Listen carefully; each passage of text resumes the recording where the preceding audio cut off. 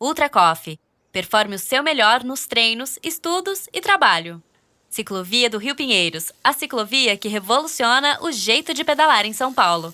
Saiba mais na descrição desse podcast. Olá, seja muito bem-vindo ao Gregário Cycling. E na última sexta-feira do ano, a gente não podia deixar você, nosso ouvinte fiel, sem um programa bacana para ouvir. E por isso a gente escolheu um episódio muito especial, um episódio que foi um grande sucesso na nossa programação, para fechar com chave de ouro essa temporada 2021 no Gregário. E esse sucesso tem a marca de audiência, que talvez o Partes Íntimas já está disputando com ele, apesar de mais jovem. Reúne um monte de nomes que honrou muito o Gregário quando a gente gravou ele há um pouco mais de um ano atrás. Eu acho que foi um marco para nós até hoje, um aprendizado enorme particularmente, e é um tema que todo e qualquer ciclista quer saber, quer estar inteirado e quer melhorar. Ciclista ou não ciclista, né?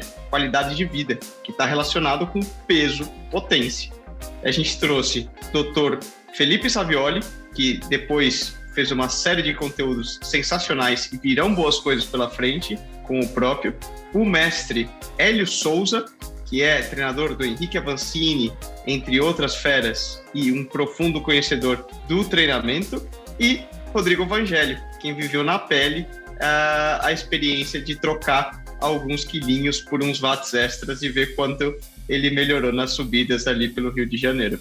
E, Nicolas, nessa época do ano, eu pessoalmente estou com mais peso do que potência, então acho que vale ouvir para ver se inspira de inverter essa relação. Hein? Não tem promessa de ano novo que não inclui perder um pezinho. E tudo isso com um programa remixado. O áudio que você vai escutar agora é o mesmo publicado em novembro do ano passado, mas com tratamento e com as novos inserts. A gente melhorou a qualidade para que você tenha uma experiência ainda mais legal. Então, sem mais delongas, com vocês, Peso Potência.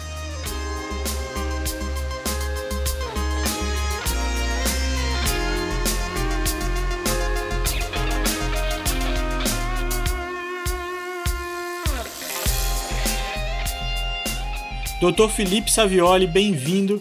Depois do nosso encontro no episódio Limites do Corpo, agora é a vez de a gente falar do assunto de uma forma ainda mais específica, a importância da balança, o peso do ciclista.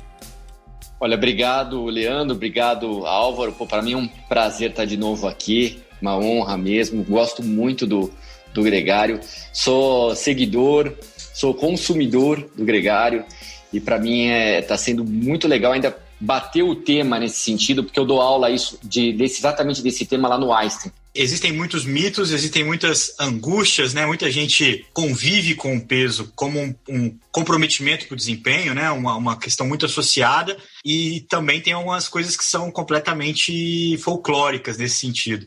Quanto que o peso é uma demanda, a preocupação com o peso é uma demanda nas pessoas que te procuram em busca de melhorar o desempenho? É fundamental. Assim, eu acho que dos meus pacientes que eu atendo no consultório, hoje 60%, 65% são atletas de endurance, mas 30%, 35% são pacientes acima do peso, que eu faço obesidade também. A gente tem um estilo de vida hoje que propicia a gente ganhar peso. Ainda mais a gente aqui no Ocidente, né? Por exemplo, se a gente pega os japoneses, que eles têm uma dieta super regrada, não comem em excesso, até por uma questão cultural, né? E você vê que eles têm uma longevidade maior. Você pega, às vezes, os budistas, que eles fazem muito jejum, eles têm uma longevidade maior. Então, a gente sabe que, realmente, muito mais a gente come, mais radicais livres a gente produz, mais lesões a gente pode ter, e isso pode influenciar na nossa longevidade.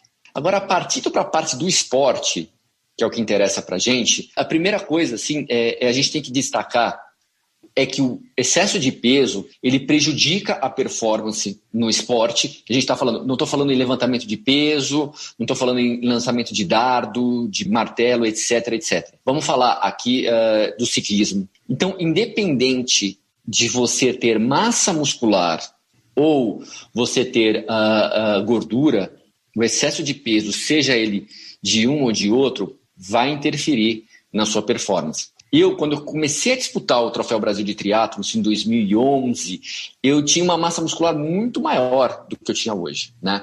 E eu vi que, embora a minha porcentagem de gordura seja a mesma hoje, e eu tinha mais massa muscular, aquela massa muscular a mais era um peso a mais. que não adianta nada ter um músculo do ombro, um deltoide grande, um braço grande, que aquilo no ciclismo não ia me ajudar para absolutamente nada. Na verdade, isso ia me atrapalhar. Tanto em questões aerodinâmicas, por ser maior, como em questão de levar peso a mais, ter que fazer mais força e mexer na minha relação peso-potência. Agora, o ponto é, a gente tem vários métodos para fazer esse emagrecimento. Para eu fazer ele perder peso, ele tem que fazer uma dieta hipocalórica. Então, todo mundo fala em low carb, todo mundo fala em cetogênica, mas fato é que o mais importante é você ingerir uma quantidade de calorias menor do que você gasta. Então você vai calcular o gasto energético total desse atleta, que a gente tem algumas fórmulas para calcular, e a gente vai ingerir menos calorias do que ele deveria ingerir para manter aquilo. Então vamos supor que o gasto dele é de 2.500 calorias num dia, e eu vou dar para ele 2.200. Então esse eu acho que é o primeiro ponto. Todo mundo fala muito de cetogênica e infelizmente, assim, uma dieta que tem baixa quantidade de ingesta de carboidratos e alta em gordura, sabendo que 1 grama de carboidrato dá 4 calorias e 1 grama de gordura dá 9 calorias, dá mais que o dobro, e você, só em cortar o carboidrato, você fazer uma dieta de 4.000 calorias, você vai engordar, porque o mais importante, as pessoas estão esquecendo o principal, o mais importante é você diminuir a ingesta calórica. Então o primeiro ponto é o seguinte: é a ingesta calórica. Depois você vai definir a estratégia que você vai fazer. Se eu vou fazer ele com alto carboidrato ou baixo carboidrato, a gente vai ver algumas diferenças que existem nisso. Aí o segundo ponto é o seguinte: eu tenho que definir quanto tempo que eu vou fazer essa perda de peso. É uma coisa que eu preciso fazer de forma aguda. Às vezes eu tenho só ciclistas. Sabe o que eu tenho, às vezes? Ginastas. Ginastas que faz ginástica olímpica, e às vezes nem é por relação peso-potência, é por tal como às vezes com uma silhueta melhor, numa apresentação que na parte feminina tem bastante importância isso. Então eu vou ter que calcular isso porque eu tenho um limite. Eu não quero que o meu atleta perca mais que 1,5 kg por semana, porque eu sei que se eu fizer alguma coisa agressiva vai comprometer o desempenho dele. Então se ele falar para mim, olha, eu tenho que perder 2 quilos, eu te dou 3 semanas, eu falo assim, maravilha. Ótimo. Se ele falar para mim, eu tenho que perder 3 quilos em 1 semana, eu falo assim, olha, talvez a gente vá comprometer um pouco esse teu desempenho, a gente tem que ver, porque eu preciso fazer uma adaptação nisso. A partir do momento que eu já defini fazer um emagrecimento, que eu vou ingerir menos energia e que eu já estipulei o prazo que eu tenho para fazer esse emagrecimento, eu tenho 2 opções. Ou vou fazer um emagrecimento com uma dieta com mais gordura e menos carboidrato, ou vou fazer uma dieta com mais carboidrato e menos gordura. E de longe, a minha preferência é fazer um emagrecimento com mais carboidrato e gordura. Quando eu faço com alta gordura e baixo carboidrato, eu perco mais peso absoluto. Verdade? Verdade, Felipe. Mas quando a gente vai avaliar, a gente perde muita água. É muito às custas de desidratação. Porém, dos meus atletas que eu vejo que fazem dieta cetogênica, eles têm uma perda do desempenho também mais acentuada. De forma que, quando eu faço uma dieta com a mesma quantidade de calorias, com uma quantidade alta de carboidrato, aí para os profissionais da saúde eu estou falando 4 gramas de carboidrato por quilo, que é isso que se preconiza pelos diretrizes do HAL, que é carboidrato pra caramba. Ou seja, eu não dou nada de gordura, porque eu tenho um limite de calorias.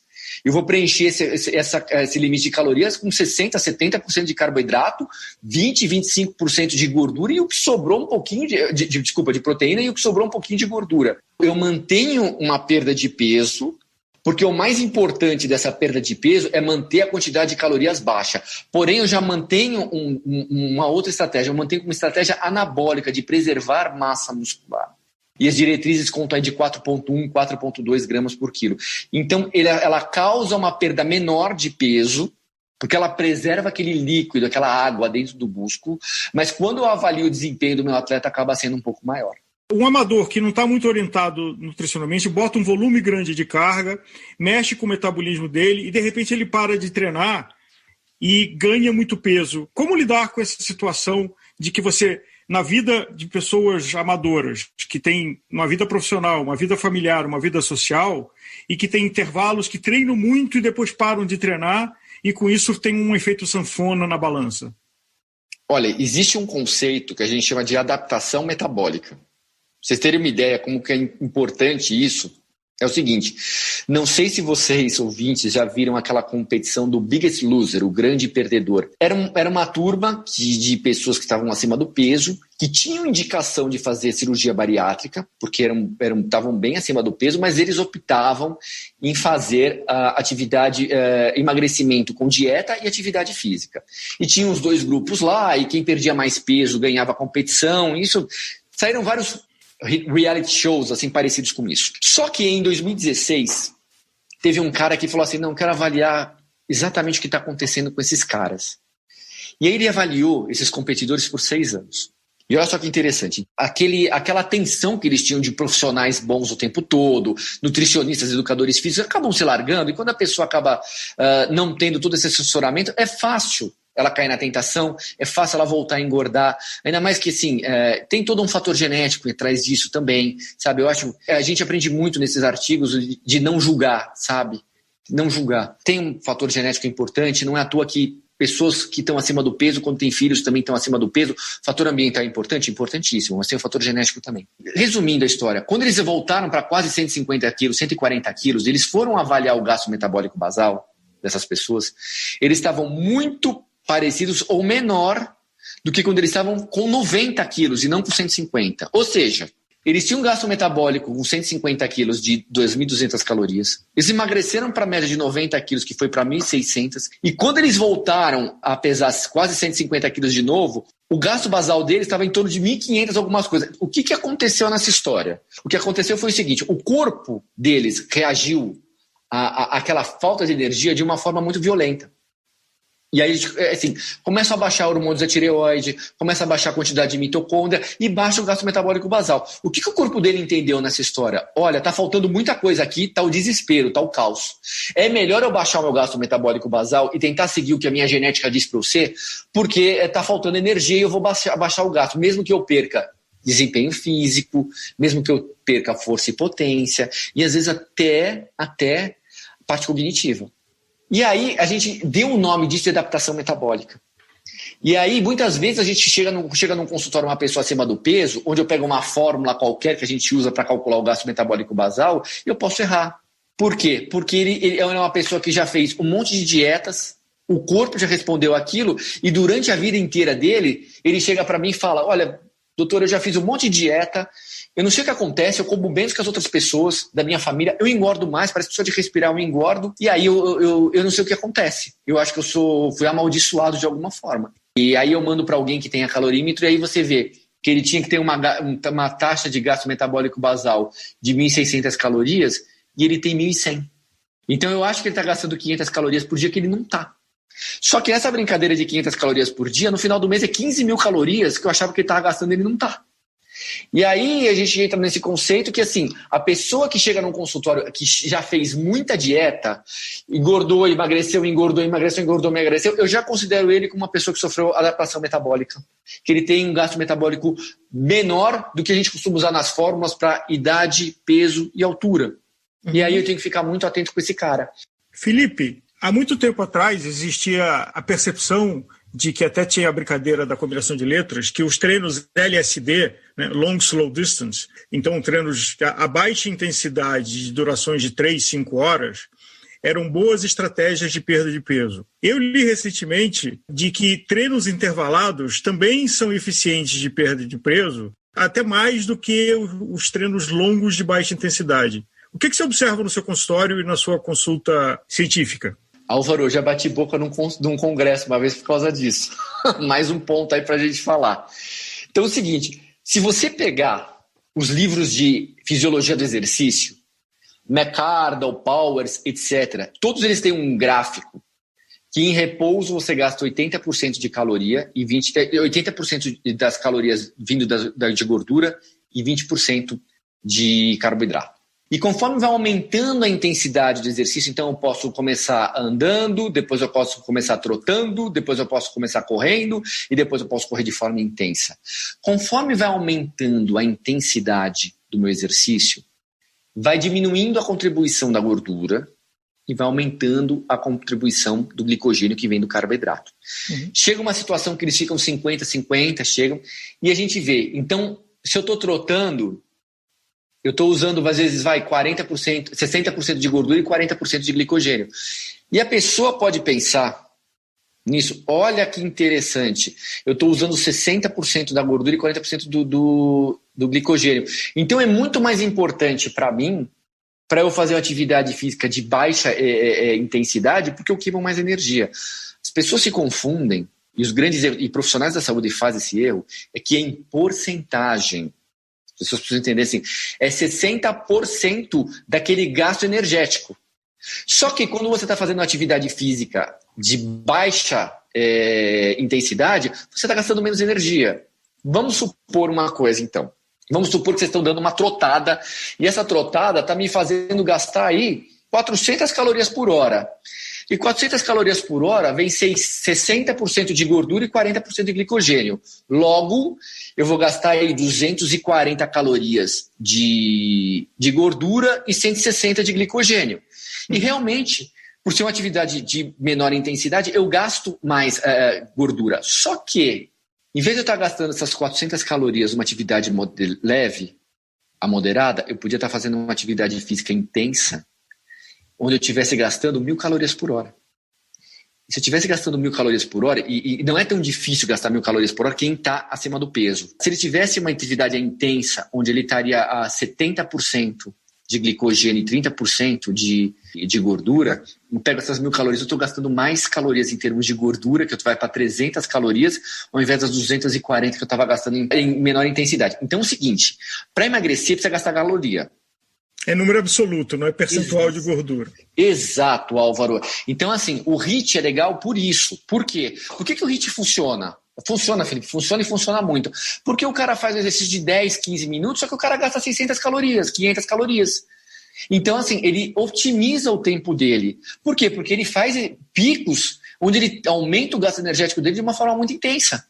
E aí ele vai, no final do exercício físico, você pega aquela mulher que está acima do peso e que ficou caminhando na atividade física, caminhando na esteira durante 45 minutos, e ela gastou, 300 calorias, e o cara que fez o HIIT durante 20 minutos gastou 600. O que vai influenciar a tua perda de peso é essa balança de o quanto que você ingere de energia e o quanto você está gastando. E você está gastando mais atividade física, uma contribuição maior.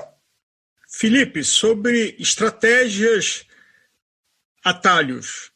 Alguém que faça um amador de alta intensidade e que tem uma ambição de perda de peso e resolve acelerar isso fazendo uma cirurgia bariátrica. Bom, é que assim, é difícil você analisar. Você disse assim... Redução de estômago, só para esclarecer para os nossos ouvintes. Assim, teoricamente, tem indicação para fazer cirurgia bariátrica. Então, assim, teoricamente, um atleta que é de ponta, que não deve ter obesidade mórbida, provavelmente não tem indicação para fazer. Mas a gente sabe que é feito off-label, se a gente pode falar assim, sabe? Sem indicação. E o que é feito muito off-label nesses atletas é o seguinte, é a cirurgia de sleeve, que a gente chama. Principalmente o atleta, para ele não ter problema, é que é diminuir o tamanho do estômago. Que os resultados são menores, tá? Eles perdem peso, mas não perdem tanto. Mas aí vem a questão ética, né? Vem a questão ética, assim, sabe? Será que vale a pena? Primeira coisa, para a pessoa ter uma indicação de cirurgia bariátrica, é que ela está muito acima do peso.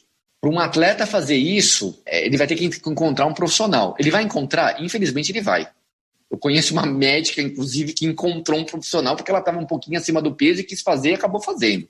Uhum. Eu não estou aqui para julgar ninguém, então eu estou contando os fatos só. Tá? O problema de caráter e ética é uma característica do ser humano e em todos os segmentos, no segmento da medicina, em todos os segmentos tem pessoas não éticas, de contabilidade, de tudo. Então, infelizmente, quem prescreve medicação para doping e para coisas que não são saudáveis pelo benefício econômico e uma visão não responsável. Né? Mas sabe mais que isso, Álvaro? Só uma curiosidade. Sabe o que pode às vezes, o atleta às vezes fazer, que é até mais comum do que a bariátrica, é botar um balão gástrico. O balão gástrico, ele vai e ele põe um balão, ele infla lá por endoscopia e ele diminui o tamanho do estômago, porque tem mais ocupação lá, então ele come menos, entendeu? Então é uma coisa bem menos agressiva, não tem que dar ponto no estômago para diminuir o tamanho. Só que assim, é uma técnica que tem muito paciente que não se adapta também, sabe? Fica mal, enjoa, tem vômitos, etc. Então, o estômago dele tem uma capacidade X, você põe um balão lá que ocupa 60% do estômago. Aí cabe pouca comida, ele vai comendo menos. E aí ele pode emagrecer. Aí não precisa passar por cirurgia, não tem um problema, nada, tal. Isso é colocado, não precisa nem cirurgia, não é cirúrgico, o seu endoscopista coloca. Mas precisa ver indicação, né? Se está correto isso ou não. Verdade. Eu acho que é só emendar que às vezes você associa, vou fazer esporte para ficar mais saudável. E aí, numa etapa posterior, você entra num ciclo, seja de vaidade ou seja de obsessão, e você vai no caminho radicalmente inverso. E, eventualmente, você chega num destino muito menos saudável, apesar de mais performance, do que você estava antes de incorporar o hábito de recorrência de atividade física. Álvaro, exato. Você botou o dedo na ferida, na verdade. Eu acho que eu vi uma transformação muito grande desde que eu fui triatleta, quando eu comecei em 2010, 2011, onde que, sinceramente, talvez seja uma opinião bem pessoal, né? É óbvio, minha opinião. Mas, assim, existe tanta vaidade hoje. Hoje tem muita competição de amador. Eu vejo o amador jogando a saúde fora, usando doping para... A troco do quê? O que vai mudar? Uma medalhinha de fim de semana. De ego, sabe? De chegar, não, vou usar medicação para isso, para aquilo. E, vou falar uma coisa para vocês como um profissional da medicina do esporte. Quando a gente fala de esteroides, que muita gente usa esteroides também por parte estética, e quando a gente compara com o uso de eritropoetina, a eritropoetina é pelo menos umas 10 vezes mais perigoso que esteroide. A eritropoetina não se brinca. Não se brinca. Tá? Aquilo te mata. Esteroide, eu conheço gente que usou esteroide a vida toda e não teve problema. Já visto o Arnold Schwarzenegger, que eu falo que ele usou porque ele assume que usou, tá? Eles só falam que alguém usou porque ele assumiu que realmente usou. Agora ele é vegano e tal, mas assim, ele reconhece que ele usou muitas vezes. Embora eu já atendi pessoas também que fizeram um ciclo de esteroide e tiveram problemas pro resto da vida e tem que fazer reposição de testosterona. Mas não se brinca com eritropoetina, não se brinca, você morre. Você faz uma hiperviscosidade do sangue, entope, você faz um AVC, você faz um monte de coisa. Felipe, uma última pergunta, mais do seu aspecto atleta do que especialista. Pedalar para perder peso ou perder peso para pedalar? Eu acho que depende do objetivo da pessoa. Não é que eu sou contra a competição nisso, eu acho legal você querer entrar numa competição. Então, assim, primeiramente que eu vou pensar, no amador, perca peso, porque perdendo peso, você vai ter mais qualidade de vida. Você vai conseguir ver mais tempo os seus filhos, se você tiver filho, ou se você não tiver filho, você vai poder ver mais tempo, vai poder viver mais tempo. Eu tenho uma frase que, uma vez eu ia postar nisso, mas eu achei muito pesado, mas eu vou falar aqui. Para quem tem filho, você faz de tudo pelo seu filho. Você se sacrifica, você às vezes trabalha mais, porque a gente sabe que a gente mora num país também que as coisas são caras, é difícil. Você faz de tudo para dar o melhor para o seu filho. Por que não cuidar da sua saúde para poder viver mais tempo com ele? Doutor Felipe, muito obrigado. Foi uma honra falar contigo aqui no Gregário Cycling novamente. Já não é mais a primeira, é a segunda e tenho certeza também que não vai ser a última. Obrigado, Leandro. Eu que agradeço, adoro participar aqui, já é a segunda vez. Vou estar sempre à disposição. É sempre um bate-papo tão legal aí que a gente começa a botar um pouco da experiência, tanto de certo amador e acompanhamento de profissionais e sempre muito bacana que a gente consegue às vezes falar um pouco do backstage do que acontece, né? Obrigado.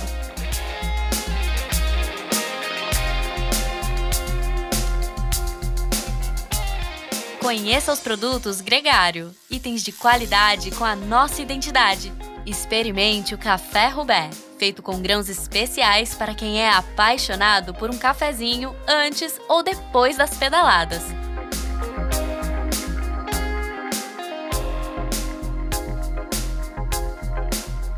Felipe Savioli é quase que um clássico do Gregário Cycling, já esteve aqui algumas vezes e como spoiler eu te digo que vai voltar muito em breve com uma série imperdível. Agora a gente conversa com o Rodrigo Evangelho, um ciclista amador extremamente obstinado com uma história muito interessante também. Confere aí.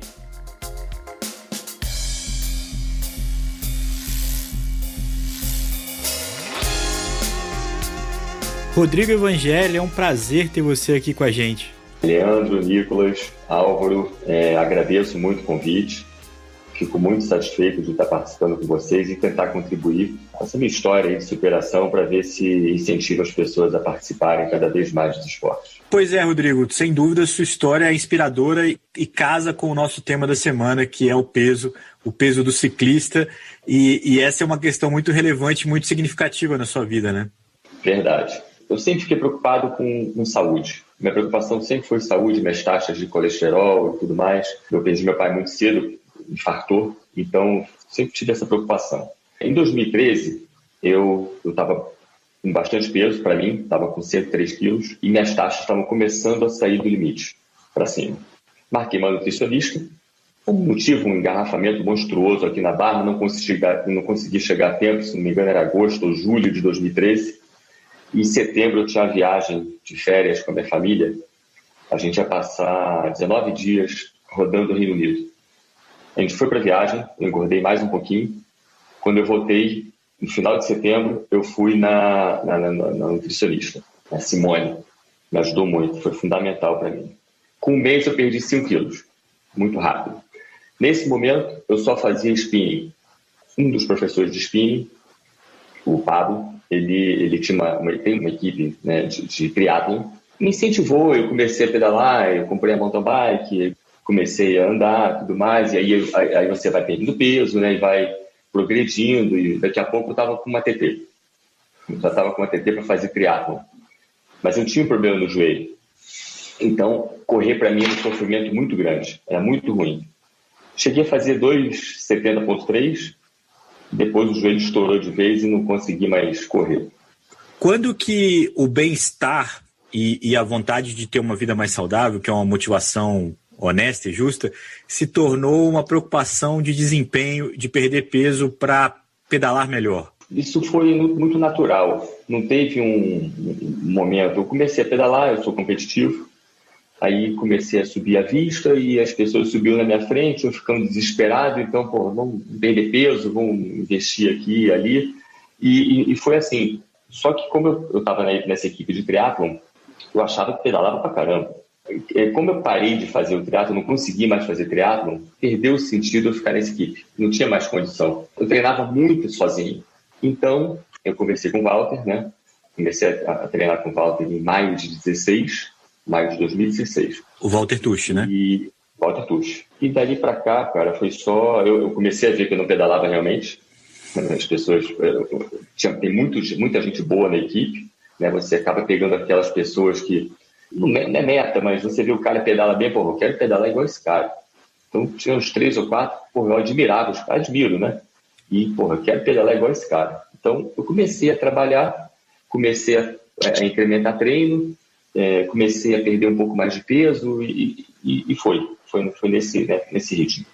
Mas, Rodrigo, voltando um pouco mais até na tua história, antes de tudo isso, você já tinha alguma relação de prática com algum esporte lá da adolescência, como criança, esse espírito competitivo, antes de você começar a buscar o esporte como ferramenta de perda de peso?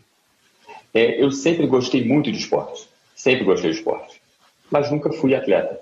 Batia as peladas, jogava um vôlei, fiz umas aulas de tênis, mas nunca competi. Né? Nunca cheguei a competir, até porque eu não fazia exercício físico, eu jogava. Então, se eu fosse competir, eu ia morrer no físico, não teria condição de competir. Mas e o peso, Rodrigo? Também foi sempre uma parceria aí, esse sobrepeso, essa situação de ter que brigar com a balança? Ou foi uma coisa também de um momento da vida que a gente sabe bem como é que você tem que tomar uma decisão e buscar uma qualidade de vida? Foi por aí, Leandro, porque é o seguinte, eu sempre fui muito magro, minha estrutura óssea é fina, eu sou magro, sempre fui magro, mas eu gosto de comer, né? E você não fazendo exercício, trabalhando, estudando, com família, você acaba comendo, né? E eu fui aumentando gradativamente o meu peso. Eu não saí de 80 quilos para 100 de uma hora para outra. Isso foi aumentando. Quando eu vi, eu estava com 3 dígitos. E me assustou. Realmente, quando eu subi na balança a primeira vez, passou dos 100, deu um baque. Eu acho que é um pouco com todo mundo assim, viu, Rodrigo? A pergunta é, comer para treinar ou treinar para comer? Ah, rapaz, isso para mim não funciona. Eu como para treinar. O pessoal diz aí, eu treino para poder beber, eu como exclusivamente para treinar. Óbvio, no final de semana, um sábado, sempre tem um dia que você acaba... É a família, eu não posso deixar de comer uma pizza quando eles comerem, não tem jeito. Mas o meu foco é comer para treinar. A comida, a alimentação faz parte do meu treino. Até porque a cabeça, né, Rodrigo, ela influencia muito. Como que foi para você quando esse processo de perda de peso e melhora de performance, você começou a notar, se sentir melhor? Como que isso mexeu com a tua parte mental também? Ô Nicolas, não foi difícil. Antes de começar, eu achei que ia ser terrivelmente difícil. Fazer a dieta bem balanceada foi bem assustador pensar que teria que fazer isso. Mas depois foi muito tranquilo. Foi muito tranquilo. Eu costumo dizer que tem 3 pilares para ter esse sucesso de você sucesso. Não tem sucesso. Cumprir essa missão. Cumprir essa missão, talvez seja mais adequado. É uma orientação de profissionais, né? Nutricionista, de preparador físico, de médico, ortopedista. Você tem que seguir alguma coisa em relação a isso também. Trabalho e disciplina. Se você não tiver esses 3, não adianta. Você pode trabalhar o que for, se não tiver uma boa orientação, já era. Se você não for disciplinado, já era. A motivação, eu sempre digo, existe uma diferença muito grande de motivação e disciplina. Você não está motivado todos os dias. Não está motivado. Acordar às 3 e pouco da manhã para ficar 4h10 na PCC, não tem motivação. Quer dizer, eu me motivo porque eu gosto de fazer, né? Mas não é todo dia que você acorda, hoje vou lá e tô doido para pedalar. Não. Você não está assim todo dia. Então, se você não tiver disciplina, esquece, você não vai muito à frente. Você vai em trecho, vai o tempo, aumenta, ganha um pouco de fôlego, mas a motivação acaba. Esse ano, por exemplo, não tem prova. Qual é a motivação que a gente teria para pedalar esse ano? É disciplina, é saúde, é modo de vida. Isso que o pessoal tem que se ligar. O pessoal tem que se ligar na sua saúde e, a partir daí, você começa a ver lá a relação peso-potência, desempenho, mas sem a disciplina, esquece. Que legal, cara. É uma coisa que até como para mim no ciclismo profissional, me admira muito ver essa postura que você leva. Ô Rodrigo, você falou aí do acompanhamento, né, de nutricionista, um acompanhamento sobre como chegar, como ser bem assessorado nesse processo, porque eu imagino até que deve ter ouvido muita coisa pelo caminho, né, de atalhos, de o que pode, o que não pode e tudo mais. Você teve um acompanhamento único desde aquela época, quando você voltou do Reino Unido, ou você foi alterando as pessoas, foi buscando orientações diferentes? Apesar de ser metódico, eu gosto de alterar algumas coisas. Eu comecei com a Simone, nutricionista, foi muito importante para mim, muitíssimo importante. Eu já fui assessorado, já tive consulta, fui muito bem assessorado pelo Brasília, pelo nutrólogo Eduardo Gama, meu amigo, também fui muito bem assessorado por ele, e tenho ido agora na Julia Endel. Cada um teve a sua importância no seu momento, cada um tem um lugar especial assim guardado comigo, que eles foram importantes, são importantes para todo esse desenvolvimento. A minha pergunta inicial era porque cada uma dessas pessoas pelas quais você passou tinha uma visão e te fez companhia em uma etapa dessa sua evolução. Hoje você tem uma orientação mais preocupada com o desempenho, com a performance? No início, com a Simone, era mais voltado para a saúde e depois teve desempenho também. Mas o foco principal era a saúde. Eu precisava perder peso, precisava trazer minhas taxas para baixo. Os outros todos não. Os outros todos foram saúde com desempenho, né? Saúde com desempenho. E é importante dizer, todos eles, sem nenhum tipo de atalho. Não se usa atalho. Se você, no início, busca o seu foco principal, a saúde, por que você vai tomar alguma coisa que vai te prejudicar lá na frente? Não faz o menor sentido. Então, é importante dizer que esses caras, eu assino embaixo, são excelentes, os 4. Me parece muito o que você descreve na tua história, né, Rodrigo? Não é o simples perder peso, que a gente vê muita gente perde peso rápido, dá um ano, o cara reengordou tudo de novo e voltou para trás. É uma mudança de lifestyle que você vivenciou, né? É isso aí. E como que foi esse processo? Como que você caminhou para realmente enxergar os benefícios disso e se convencer de que você tinha que mudar e que valeu a pena ter mudado? O Nicolas, no primeiro mês eu parei de ter azia, tipo refluxo. Eu tomava remédio direto porque eu tinha refluxo. Comia, deitava e tinha refluxo. No primeiro mês de alimentação, eu não tomo mais remédio. Eu não tomo mais. Quem me viu em 2013 me voltou a ver em 2017, 2018, pô, esse cara tá doente. A primeira reação o cara tá doente. E eu nunca tive tão saudável na minha vida. Como é que você se sente em relação ao seu peso hoje? Assim, você já está satisfeito? Você acha que é o peso ideal? Pensando em desempenho, né? Porque acho que do ponto de vista de ser magro, você já alcançou, saudável também você já alcançou. Eu acho que tem um espaçozinho para perder alguma coisa a mais. A gente compete com muita gente, né? Tem muita gente forte. Então, eu vou no limite.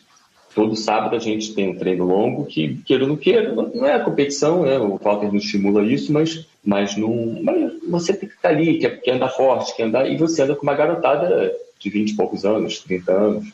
Então, para andar junto, para você andar junto, você tem que estar meio que no limite, né? E eu acho que tem espaçozinho ainda para perder mais alguma coisa assim. Nessa caminhada, Rodrigo, você não só perdeu peso, né? Mas você aprendeu a treinar e evoluiu muito. Você passou uma colinha aqui dos teus números para nós e teu FTP, a proporção de watts por quilo não está só melhorando porque você está perdendo peso, mas você está melhorando muito a tua força, teus números de FTP e teus watts em todos os lados, né? Cara, isso, Walter, é sensacional. Eu não sei o que esse cara faz. Claro que é ciência, né? Não é mágica, é ciência, é estudo, é muito tempo pensando o que fazer. O tempo todo a gente veio conseguindo aumentar o FTP, conseguindo incrementar treino e tudo mais, com disciplina, com foco, com determinação. E os treinos dele, cara, a gente vai, ele sempre me instigando. Tem treino que eu treino muito nas canoas, né? Faço muito tiro na canoa às quartas-feiras. Que é a subida da Olimpíada, né? É a subida da Olimpíada. Tem dia que eu saio daqui, não vou fazer isso, o Walter tá maluco. Cara, e vou lá, ele sabe que eu vou conseguir fazer, eu não tenho ideia se vou ou não, mas ele tem certeza que eu consigo. E foi lá e eu sempre consigo fazer os treinos que ele determina. Esse cara acerta os tempos que a gente vai fazer de prova, assim, com a proximidade do tempo, assim, uma coisa que você não acredita. É impressionante. Ele tá te forjando não só fisicamente, mas mentalmente também, né? Mentalmente. Isso é importante. A cabeça é importante. Eu vi um podcast de vocês hoje, indo para o trabalho do Silvestre. Ele falou um negócio que é o que eu penso. Ciclismo é cabeça, né? Ciclismo é cabeça. Você sofre o tempo todo. Sofre subindo, sofre descendo. Se você não tiver cabeça, você está morto. Ô Rodrigo, a sua história é de um sucesso muito estrondoso, assim, do ponto de vista do equilíbrio, né? Do peso e do desempenho e tudo mais. Mas não é fácil. Não é uma história que, se fosse fácil, todo mundo faria. Não teria tanto remédio para emagrecer, tanta gente acima do peso, tanta gente com a dificuldade de virar esse jogo. Qual que é o erro mais comum que você vê? Qual que é o gatilho mais fácil que a pessoa tem que evitar para entrar nesse rumo que você conseguiu? São os amigos das antigas. Então, os caras estão sempre te chamando para tomar um vinho, para comer. Não vai treinar nada, vamos fazer um churrasco, não sei o quê. Na verdade, são as amizades. Você tem que tentar equilibrar isso tudo. Tem professor de educação física, amigo do meu pai, lá da minha infância, chamado Fernando. Ele diz o seguinte: a vida é equilíbrio. Você tem que ter um equilíbrio. Você tem que fazer tudo isso e você não pode se corromper com as suas amizades. Você tem que estar presente com os seus amigos, mas você tem que saber que você tem que manter a sua regra. Você pode estar presente no churrasco. Você não precisa comer o que o pessoal está comendo. Então, eu acho que a vida social leva as pessoas a treinar para comer, como vocês disseram aí mais cedo. Então, eu acho que é por aí. Atleta amador, você não é pago, você não vive do ciclismo, né? Então, quando tem uma oportunidade, quando tem uma situação dessa, o cara se perde nessa situação. Agora, quando eu digo se perde, não é crítica não, tá?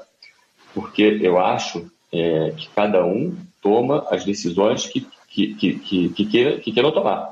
Se o cara ele quer fazer pedal para comer e se sente bem com isso, pô, tá ótimo. O cara tá treinando, né? É claro que nada a ver com peso e potência que a gente está falando, mas... É um outro equilíbrio, é um outro ponto de equilíbrio, né?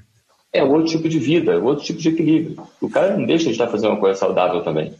Você hoje está bem perto do peso ideal e eu sei que você sempre vai querer buscar um pouco mais de leveza. Você é uma pessoa de 1,88 m com 76 quilos, é uma pessoa magra. Isso. Mas ainda assim são 76 quilos morro acima. Como é que você administra isso para subir com os escaladores, para poder ter os tempos que você tem nas subidas, inclusive? Você tem que investir na potência, a própria relação peso-potência. Se você não consegue baixar muito mais no teu peso, você tem que aumentar a tua potência. Não tem mágica, né? É conta. Então, é por aí. Aí é nisso que o Walter trabalha. Eu tenho que aumentar minha potência. Não tem jeito. Hoje você acha mais promissor trabalhar para subir essa potência ou para perder um pouco mais de peso? Eu acho que estou perto do meu peso, né? Eu estou perto do meu peso. E também subir a potência não é tão simples. Meus números são gradativos. Eu não tenho número eu não saí do 0 para 80 ou 0 para 100 em um ano. Eu venho escalando isso há muito tempo. O exemplo de Canoas. Eu fiz Canoas em 2016 para 17,50. Eu demorei 4 anos para baixar para 15,40, 15,42. 2 minutos em 4 anos, fazendo tudo isso que eu tenho feito. Então, você vê que não é simples. Então, eu sei que eu não tenho muito mais para onde expandir, até porque eu estou com 48 anos também, a idade chega, né? Então, a gente tem que trabalhar para manter, ganhar um pouquinho mais aqui, ganhando experiência, importante experiência também, saber quando atacar, saber como fazer, saber que vai sofrer mais, saber que você consegue botar mais força e sustentar e não deixar a cabeça te levar a parar de pedalar. Então, são vários fatores que na verdade influenciam nesse númerozinho peso-potência. Pode ter a potência um FTP numa situação controlada, mas numa questão de prova, numa questão de chuva, numa questão de qualquer outra coisa, você tem que ter a tua cabeça, a tua consciência que você vai ter que manter aquela potência durante um determinado período. Eu foco nisso. Eu acho que é um quebra-cabeça que eu tenho que ir montando aos poucos, né? Um cara competitivo como você, tudo bem que os cons aí do Rio foram pulverizados na Olimpíada, né? Mas pro nível amador dedicado como o seu, sua marca tá valendo ali? Como é qual que você pretende chegar? Dá para baixar alguma coisa a mais, Canoas. Não diria que dá para baixar, mas não muito mais não. Eu acho que é percepção. Se perguntar por volta, eu vou falar que, o quê? Claro que dá. Bastante. Em Canoas hoje, meu tempo, se não me engano, é o 66º. Desses 66, eu acho que 40 são atletas olímpicos. Tem gente muito boa. Estou longe de estar entre os melhores amadores. Não vejo dessa forma. Não estou desdenhando do meu tempo, não, tá? Exatamente. Estou muito satisfeito, mas eu sou realista. Uma última pergunta, Rodrigo. Como você se vê daqui a 10 anos? Se vê pedalando, se vê brigando com a balança, se vê encarando a bicicleta de outro jeito? Onde está o seu olhar? Eu sou competitivo, Leandro. Eu não brigo com a balança, né? Na verdade, eu não brigo. Ela é minha aliada. Eu me vejo pedalando, me vejo competindo, me vejo continuando nessa vida, porque é uma vida saudável, né? Talvez com não tanta rigidez, né? Mas eu me vejo pedalando sim, eu me vejo competindo. Acho que virou parte da minha vida. Acho que isso não tem volta, é um caminho sem volta. Se Deus quiser, isso é um caminho sem volta. E das realizações que o ciclismo permite um amador conquistar, o que está nos seus objetivos? Eu tenho vontade de competir, eu tenho vontade eu adoro fazer um pódio, quem não gosta, né, ganhar a prova. Eu tenho vontade de fazer as provas de etapa, né? Para mim, nesse momento, ainda é complicado, meu filho está fazendo vestibular, nosso foco principal. Mas eu tenho vontade de fazer algumas provas de etapa. Tenho vontade de fazer algumas provas lá fora, só fiz Dolomitas até hoje. Então, eu tenho vontade de fazer muitas provas ainda por aí. Rodrigo, muito obrigado pela sua participação no Gregário Cycling. Acho que a sua história é extremamente inspiradora, não só pela perda de peso em si, porque eu acho que isso, na sua história, ela tem um papel importante, mas se tornou um detalhe, principalmente na sua disciplina, no seu prazer com que você encara a sua relação com a bicicleta. Leandro, Nicolas, Álvaro, só tenho a agradecer esse papo, foi muito gostoso, muito agradável. Espero que essa história sirva de inspiração para as pessoas aí terem uma vida mais saudável.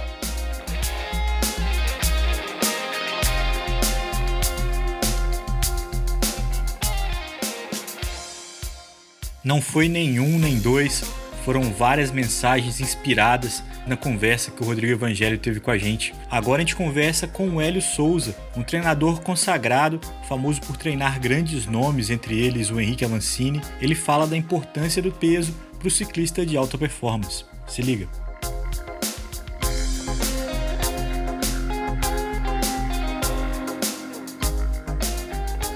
Hélio, muito bem-vindo ao Gregário Cycling. É um grande prazer ter você aqui conversando com a gente, cara. Muito obrigado pelo convite. Espero contribuir com esse bate-papo, né? Na verdade, são pessoas que já têm uma ligação com o esporte, com a modalidade de muitos anos. Vocês trocam informações comigo e todo mundo aprende. Aquela pergunta básica, né, Hélio? Comer para treinar ou treinar para comer? A alimentação ele é um fator primordial para o atleta se desenvolver bem, né? Existem vários estudos ao longo dos anos que mostram o quanto que a nutrição evoluiu ao longo dos anos e o quanto que isso pode fazer diferença para o atleta. Deixar esse aspecto de lado e ingerir muita coisa, comer e não estiver preocupado com a questão do exercício, você vai ganhar peso e a sua relação peso-potência, por mais que você se dedique, vai para o espaço. Mas o contrário também é importante a gente olhar, né? Se eu treinar e pensar somente, poxa, eu preciso gastar energia e eu não der condições para o organismo ter energia suficiente para que essa perda de peso seja efetiva, a balança não fecha. É uma questão de saber olhar com um pouquinho mais de calma, mas também saber equacionar esses dois lados, né? A alimentação é fundamental para que você equilibre essa dinâmica e perca peso com qualidade, mas também, assim, o exercício físico, ele entra de uma forma que, assim, se ele não for potencializado, você simplesmente vai perder peso e vai perder qualidade, vai ter uma boa relação focado somente no peso, mas a qualidade do seu pedal vai diminuir. Hélio, como é a tua experiência do desafio de 1 ano e de 12 meses que você tem a temporada e a fora da temporada, a preparação, né, quando você trabalha com atletas profissionais, ou mesmo amadores que se comprometem em fazer um bloco de provas, e aí você, durante a etapa de temporada, você tem que ficar mais de olho na balança, então o prazer da gula fica mais restrito. Quando você está fora de temporada, relaxa um pouco mais. Tinha atletas famosos como o Jan Jurik, que era uma sanfona, que ele ganhava um monte de peso no inverno e depois apanhava muito para perder. E isso eu acho que acabava prejudicando a performance. Talvez seja um caso extremo, mas como achar esse equilíbrio de manter, vamos dizer assim, a alma e o corpo alimentados? Eu vou dividir essa pergunta em duas partes. Primeiro, falando de temporada, né? Ao longo dos anos eu mudei muito, mas a minha concepção em relação à distribuição de cargas ao longo da temporada. No início, quando eu comecei a trabalhar com atletas amadores e profissionais, lá nos anos 2000, entregando um pouco a idade, depois que eu me formei lá na USP, eu tinha muita questão de trabalhar com a periodização tradicional, com picos, período de base, todas essas coisas. A realidade, tanto dos amadores como dos profissionais, me fez mudar totalmente. Não só a realidade, mas também assim, as bases que eu procurei me guiar cientificamente. Então, eu não sigo mais há anos a periodização tradicional. Eu trabalho com blocos de treinamento. E funciona muito. Por exemplo, o próprio Henrique Avancini trabalha com blocos há muito tempo. Quando você trabalha com blocos, você estabelece para o atleta períodos em que ele vai entregar muito relativamente à performance e você proporciona para ele ao longo do ano mais vezes períodos em que ele consegue fazer um refresh lá, ele consegue tirar para ele recuperar o organismo. E isso tem dado condições para que muitos atletas, não espere um longo período, uma temporada muito grande para esperar, puxa, somente lá na transição que eu vou ter direito a comer um hambúrguer, entendeu? E funciona muito bem, assim, eu tenho experiências muito boas e faz com que os atletas consigam fazer esse equilíbrio entre distribuição das cargas e alimentação de uma forma adequada. Você tocou num ponto, né, Hélio, que o treinador e o atleta tem uma relação que vai além do treinamento físico. Tem a parte psicológico, amigo, cabeça, entender o atleta, né? Como o papel da cabeça e da ansiedade afetam no rendimento, sobretudo nessa relação do atleta com a comida? Poxa, isso é um ponto fantástico, assim. Não é jogando características, assim, rotulando, né, vou dizer. Mas, por exemplo, quando eu comecei a trabalhar com esporte visando o rendimento com mulheres, esse tipo de questão veio mais à tona, porque talvez culturalmente, não sei, não vou rotular porque de repente posso estar falando alguma besteira, mas a mulher tem uma relação muito forte com o corpo, com a estética. A questão da comida também faz parte. E aí, assim, é muito importante você saber trabalhar com esses atletas, não o trabalho que o psicólogo faz, mas saber permitir que, em alguns momentos, essa questão não se torne extremamente rígida, e caso contrário, aquilo que necessariamente seria uma regra ou talvez uma demonstração que ela esteja forte, de resiliência, acaba se tornando um empecilho para ela evoluir. E com os atletas amadores, há um universo, na minha opinião, muito maior de informações, de querer agregar soluções do que o atleta profissional. O atleta profissional ele tem uma noção maior do universo que pode fazer bem para ele. O amador não, ele acaba abrindo o leque para inúmeras coisas. E isso atrapalha e faz com que ele coloque dentro da cesta de soluções dele muitas coisas, e aí o resultado para ele acaba sendo pior. Não porque individualmente uma solução não é boa, mas é porque ele faz uma confusão, ele começa a misturar tudo, ele já não sabe se é alimentação ou suplemento, ou uma fórmula que o nutrólogo deu, ou se foi o fator que ele ficou mais ansioso e procurou um psicólogo ou um terapeuta, e assim vai misturando a cabeça dele, acaba desregulando tudo e interfere na alimentação.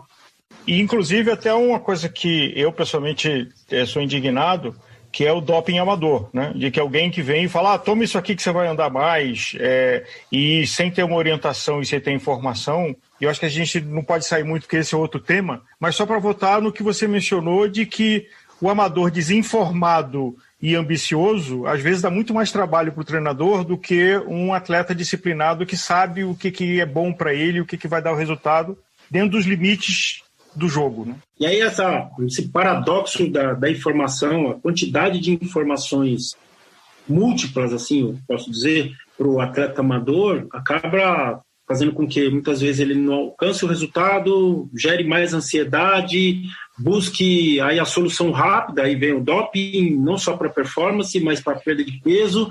Isso vai se transformando numa bola de neve que acaba, no fim, trazendo mais malefícios do que simplesmente uma melhoria na relação peso-potência, que ele poderia ter, simplificando o processo e, mais além, respeitando o tempo que seria necessário para que ele consiga essa evolução. Tempo é algo que é bastante difícil. Eu acho que mais difícil que o treinamento, acho que é o saber equalizar o tempo, é a grande dificuldade para a maioria dos atletas. Ou a ansiedade, né? Quer dizer, que se reflete no tempo, né? Eu quero conseguir mais rápido, eu não tenho paciência para esperar que o resultado do meu corpo se adaptar e performar. Agora, como é que é a melhor forma de fazer esse trabalho de perder peso e de progredir no treino de uma forma sólida? Poxa, perder peso, essa é a pergunta de 1 milhão de reais, né? É o que muitos vendem e colocam de uma maneira muito fácil, e aí eu vou entrar numa esfera que acaba muitas vezes sendo talvez um pouco mal interpretado pelos pares da educação física. Eu coloco que o principal para a perda efetiva de peso e para a manutenção desse peso não é a atividade física. A atividade física é um bom auxiliar, não estou dizendo que ela não funciona, mas e sim a alimentação, a nutrição no geral. Conheço muitos atletas que treinam e não conseguem a efetividade porque não mexeram no fator da alimentação. Então, primeiro ponto, através da alimentação, buscar primeiramente esse equilíbrio, não simplesmente acrescentar carga de treino, porque vai chegar uma hora que o limite natural do corpo não vai suportar mais as cargas. Então, e aí quando você estiver fadigado, cansado, joga tudo fora, porque você não consegue ir além. E segundo ponto, eu vejo que também é bastante importante, é buscar exemplos dentro do próprio nicho, daqueles que fundamentaram alguma coisa que foi mais sólida, né? Uma pessoa que consegue sair dos 100 quilos e eliminar 30 quilos, ela tem algo para mostrar e para ensinar. Essas pequenas lições simples, elas ensinam muito para os atletas, principalmente os amadores, né? Existe uma linha tênue aí entre o overtraining e a obsessão pelo baixo peso, e um caminho perigoso que pode te levar. Tem alguma métrica, um dado que você utiliza para acompanhar essa evolução e trabalhar com segurança de que o atleta está rendendo na melhor relação dele de peso e potência? Poxa, você tocou num ponto bem legal, porque se fala muito hoje em dia em overtraining. E, na verdade, overtraining é uma síndrome de difícil diagnóstico. Entre as características, a perda de rendimento, mas não é só a perda de rendimento. Existem vários, por exemplo, indicadores fisiológicos, a própria vontade, a não vontade de pedalar. Atletas em overtraining não conseguem nem subir na bicicleta, não querem nem saber da bicicleta. Então, é algo bastante extremo. O que a maioria dos atletas passa por um fenômeno que na literatura é conhecido como overreach, que é um estado transitório, ali de curta duração. Você tem realmente uma fadiga maior, mas com recuperação rápida. Nesse ponto, você tem que tomar muito cuidado, porque essa relação peso-potência ela é muito importante. Mas, assim, principalmente para o amador, e aí, assim, a grande maioria dos amadores, eles querem ser o reflexo do profissional. Eles acabam transferindo aquela realidade do atleta profissional que é totalmente diferente. Por exemplo, aqui no Brasil, os profissionais, eles competem lá, poxa, na Europa você sabe muito bem, encaram trechos de serra extremamente longos, e as provas aqui são provas curtas, com trechos de subida, muitas vezes, na grande maioria, pequenos, em que, poxa, a relação peso-potência seria importante, mas não vai definir, e muitas vezes, quem vai passar ou não na serra, entendeu? Isso a gente vê na prática, vê os resultados de muitos amadores, teoricamente na Europa, para o atleta profissional, estariam muito pesados para ser um escalador, mas que conseguem bons resultados aqui no Brasil. Então a gente tem que ter esse cuidado para que essa busca incessante não traga isso que você falou assim, poxa, esse estresse maior, essa sobrecarga, esse próximo de overtraining, em alguns casos overtraining, mas na maioria deles overreaching, saber que essa linha é realmente, como você colocou, é bastante tênue. De um atleta que já está num bom condicionamento, o que é menos difícil? Perder peso ou subir o watts? Bom, os dois têm uma margem de limite, né? Um patamar, né? E aí entra em algo que eu costumo fazer muitas reflexões, né? Porque a gente sempre pensa que o desempenho ele é sempre escalonado, né? A ver como uma ascensão que não tem um pico, né? Vai sempre direto. E aí, quando você pensa em watts, dá a impressão que assim, o atleta que está sempre à frente é aquele que consegue colocar mais watts ali na bicicleta, ou que tem essa relação peso-potência menor. Nessa hora, o conhecimento dele e como é que ele utiliza essas ferramentas, ou como que ele utiliza essa relação peso-potência ao longo de uma prova ou das sessões de treino é que acaba fazendo mais diferença, né? A gente tem as limitações fisiológicas e tem a própria limitação mecânica de você conseguir colocar mais watts ali. Então, em determinados pontos, assim, quem ultrapassa, quer ultrapassar ali forçando essa linha, é a que acaba, ao invés de melhorando o desempenho, regredindo nesses casos. Onde aí vai chegar, por exemplo, na questão que nós falamos anteriormente sobre a fadiga, sobre o overreach, sobre o overtraining, seja lá qual a definição que for. Mas você acha que ganhar watts ou perder quilos? Eu não consigo graduar assim o que seria melhor, porque vai muito da condição do atleta e também da situação que ele vai encarar. Por exemplo, em determinadas situações, o ganho de peso vai ser mais importante para ele, principalmente se esse peso vier acompanhado do ganho de força. Então vai ser mais importante para determinado trecho. Poxa, uma prova que não vai exigir que tenha o perfil, a característica de escalador. Então, nesse ponto, ganhar peso vai ser muito bom. Depende de como vai vir esse peso, depende se ele vem acompanhado de força. Desculpa trazer o exemplo, eu mesmo, nesse processo recente dos últimos meses para cá, estou focado em ganhar massa magra, ganhar força, por ter um déficit de força máxima, mesmo que isso venha associado a um ganho de peso. Há meses que venho trabalhando forte na academia, focado no ganho de massa magra, e isso, consequentemente, esperando um ganho de peso também. Então, eu ia até acrescentar, porque vocês são ouvidos por um público grande, né, das pessoas que pedalam ciclismo de estrada, mas também de outras vertentes, né, por exemplo, do mountain bike também.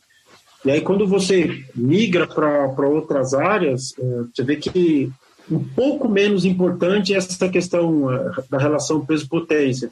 Por exemplo, no mountain bike cross-country olímpico, é importante que o atleta, mais que a relação peso-potência, ele consiga força, ele consiga gerar potência, ser explosivo, mesmo que isso gere para ele 1-2 quilos a mais.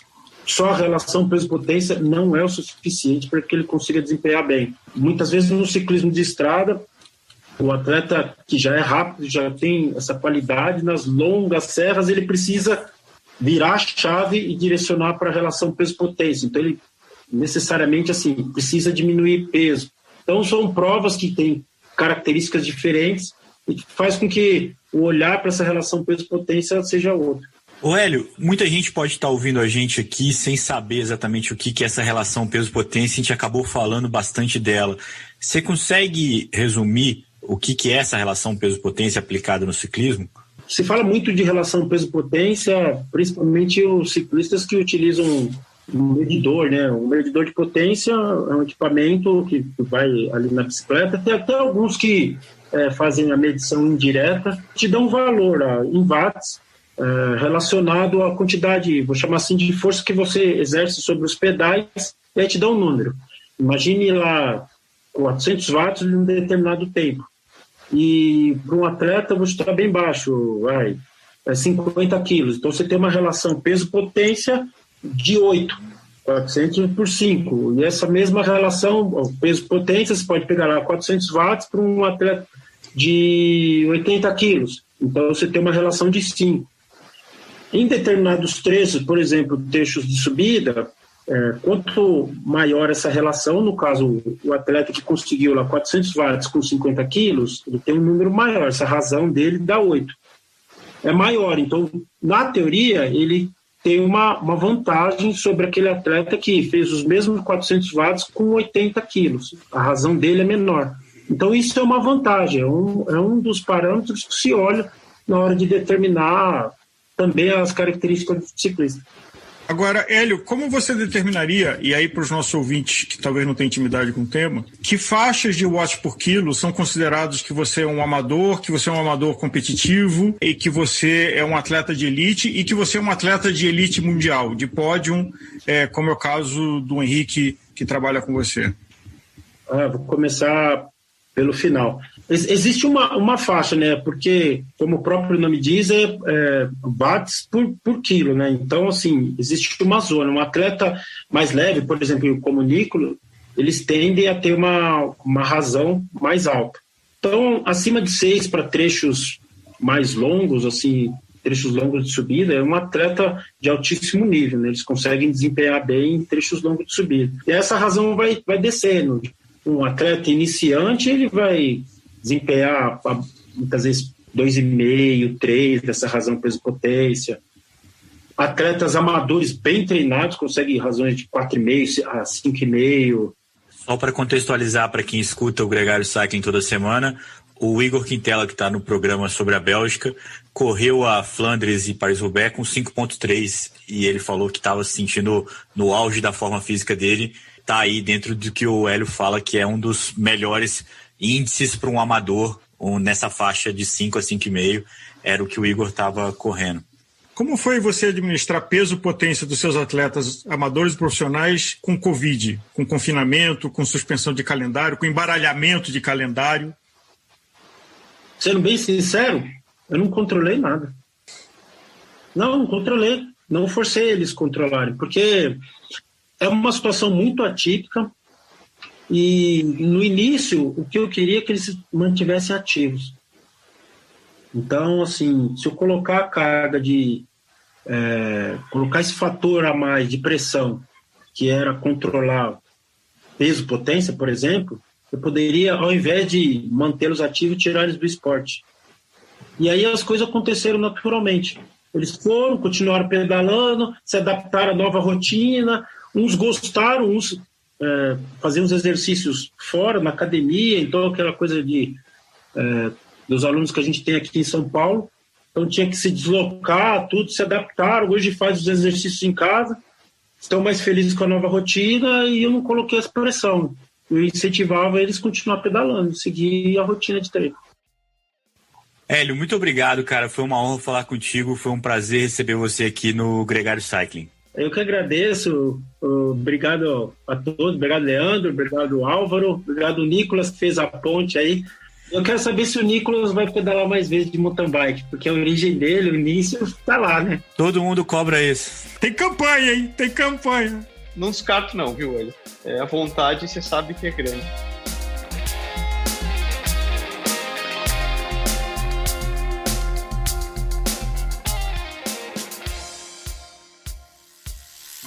Muito bom, tá aí.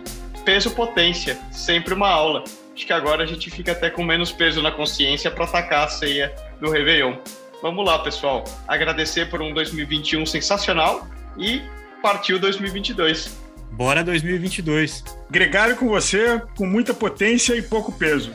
Não podemos desejar nada melhor. Um abraço.